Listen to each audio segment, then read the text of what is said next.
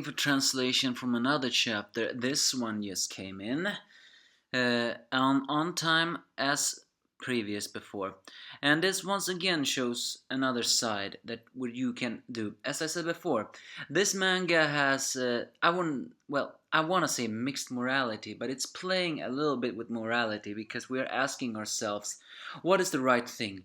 In this manga, there technically are neither right nor wrong, because in the end, it's not only the ways of the main character that is the right, but because there is a certain amount of wisdom in those words, which means that even the most wise man, or the man who has been the wisest up until now, is still flawed. And another thing that's very common in the Kingdom manga, because yes, a late introduction.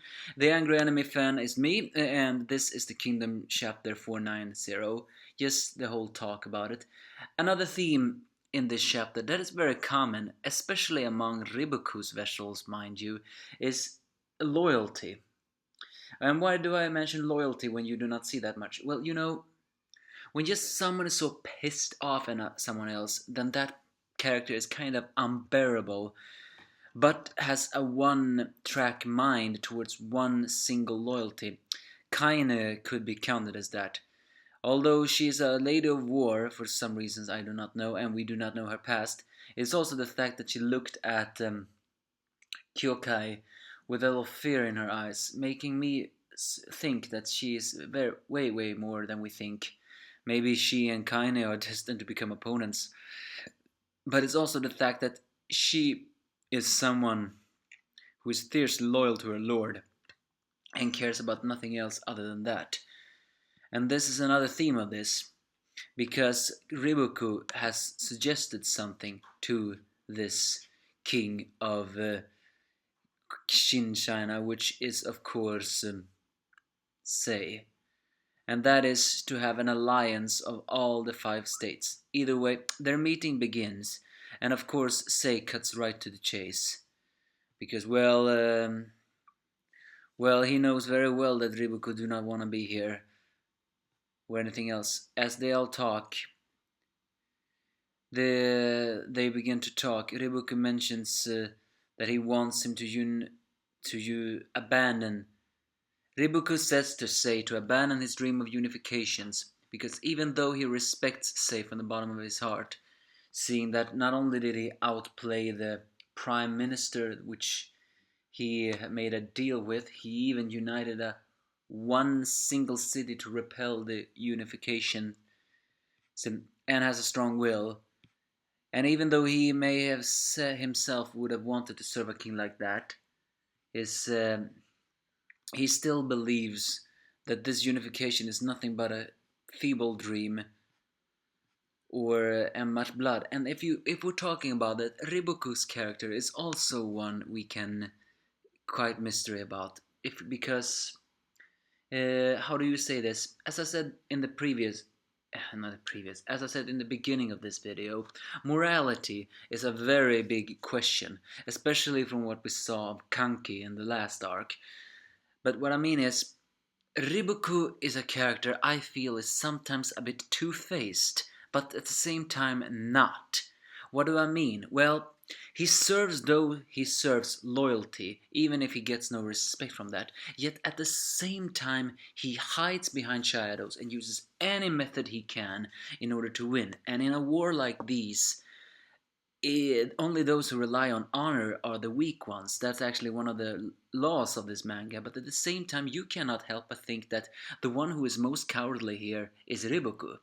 The way he united the kingdom and wanted to crush all the Shin kingdom. He said he had no pleasure in this, and I agree, not a single time did he smile. But as Shin proved, he has scars under his robes and hides a detailed mind way more than anything else. Which means that he hides his true personality and his true powers just to make people underestimate him more, proving once again he has a little bit of a psychological warfare. So, what is Riboku's personality really?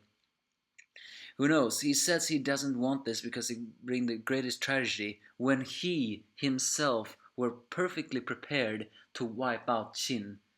Although Shin had caused a lot of pain back then, but still. He says he also wants this era to end because,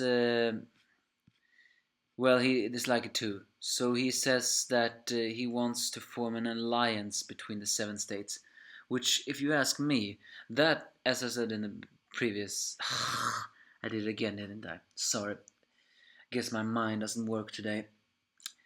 What I mean to say is, as I said in the beginning again of this chapter, yes, Riboku's desire wanted to form an alliance between the seven states in order to make us say that we will no longer fight each other if we enter an alliance. Which is, if you ask me, that is the true naivety of this all situations. People can always say that Seis' decisions is still full of blood, but what he said to the king Oken before, he will destroy all the other banners and then create a law which will make it that Shin and all the other states will follow, which meaning that after he conquers everything, he will impose a law. This is what you have to do. Even he has to follow it, meaning everybody will be equal if they just follow the law. At least that's how I translated it to be.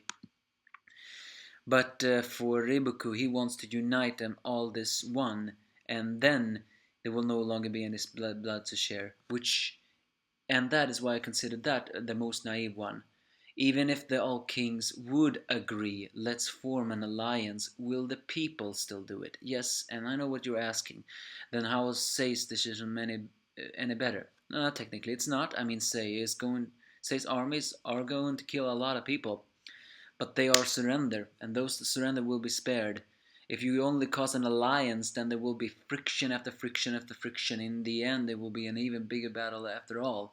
That is exactly why Sei's law power works. So of course, Sei calls him out of this and says that this will never lasting peace. But not because of what I just said, because he says to Riboku, which is actually a very strong question, well, not question, answer.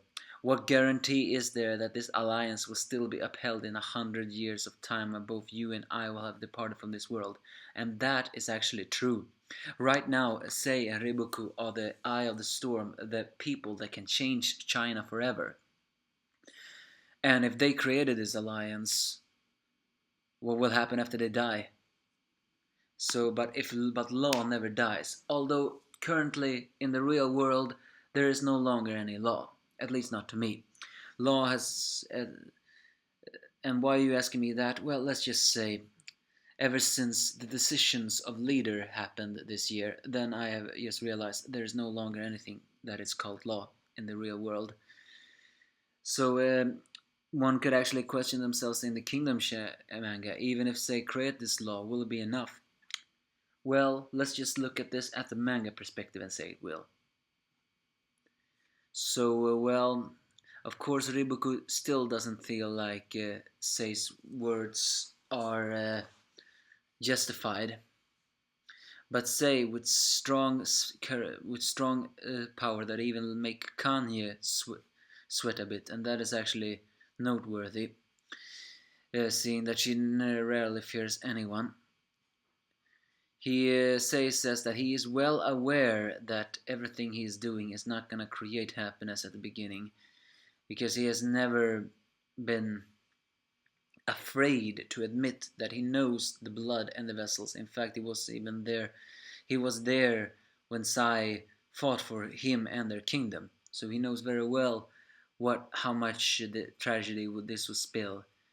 And again, when you say utopia justify the means sort of situations usually brings tears, but it can create order depending on how it goes. So he says that return to your king, and says that surrender to me at this moment. Of course, Kane doesn't like that, but Riboku just bows and says that if this is your declaration of war, then it shall be you and Shin who live to regret those words. And so the chapter ends. Sorry for the long review. I was just merely talking about other stuff too. So yeah, that's over. Riboku's gonna go back, and now they're gonna battle again. I don't want to say that we're reaching the climax of this manga because we're not. It's not even a hint of that. But what I'm still asking though is what's gonna happen now? Last time we saw it, Riboku was wanted to avenge. Um, did I just forget his name? Ugh, never mind. The Silent Hunter. Let's just say that. And uh, and then he just decided to do this. This is again a little side. So sometimes I wonder: is Riboku two-faced?